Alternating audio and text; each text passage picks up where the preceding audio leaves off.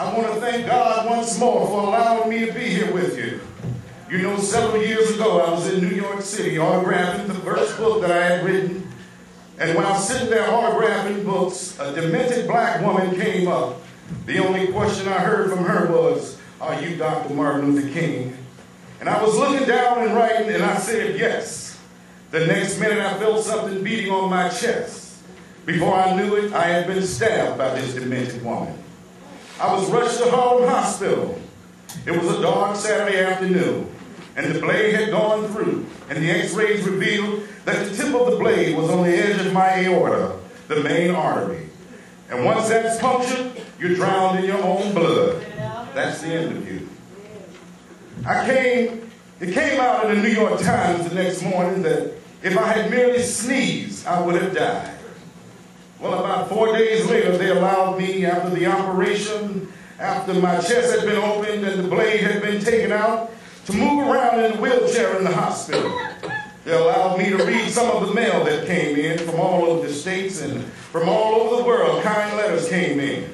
I read a few of them, but I will never forget one. I had received one from the president and the vice president. I've forgotten what those telegrams said. I received a visit and a letter from the governor of New York, but I forgot what that letter said.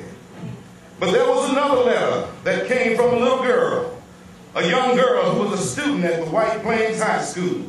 And I looked at that letter and I'll never forget it. It said simply, "Dear Dr. King, I am a 9th grade student at the White Plains High School." She said, "While it should not matter, I would like to mention that I'm a white girl.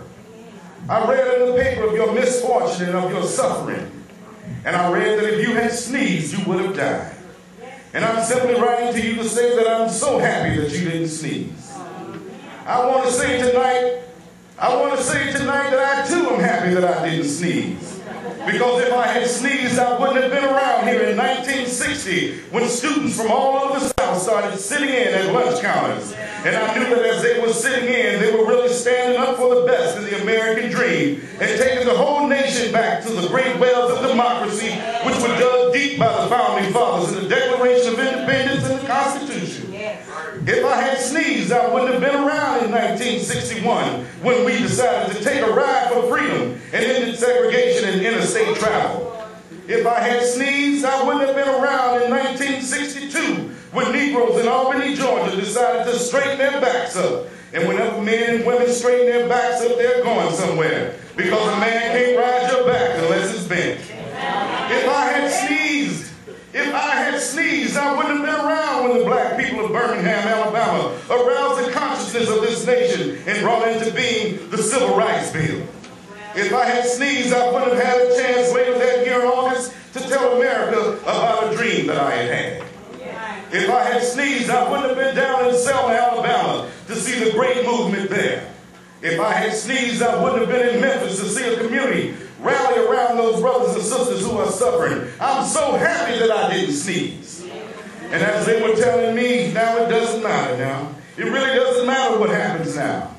I left Atlanta this morning, and as we got started on the plane, there were 6 of us. The pilot said over the public address system, "We are sorry for the delay, but we have Dr. Martin Luther King on the plane.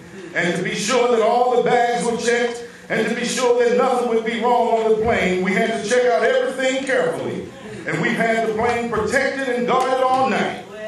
And then I got into Memphis, and some began to say the threats, or talk about the threats that were out, or what would happen to me from some of our sick white brothers. Well, I don't know what will happen now.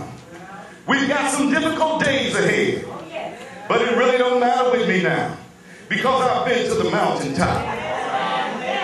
Like anybody, I'd like to live a long life. Longevity has its place. But I'm not concerned with that right now. I just want to do God's will. And He's allowed me to go up to the mountain. And I looked over and I seen the promised land. I may not get there with you,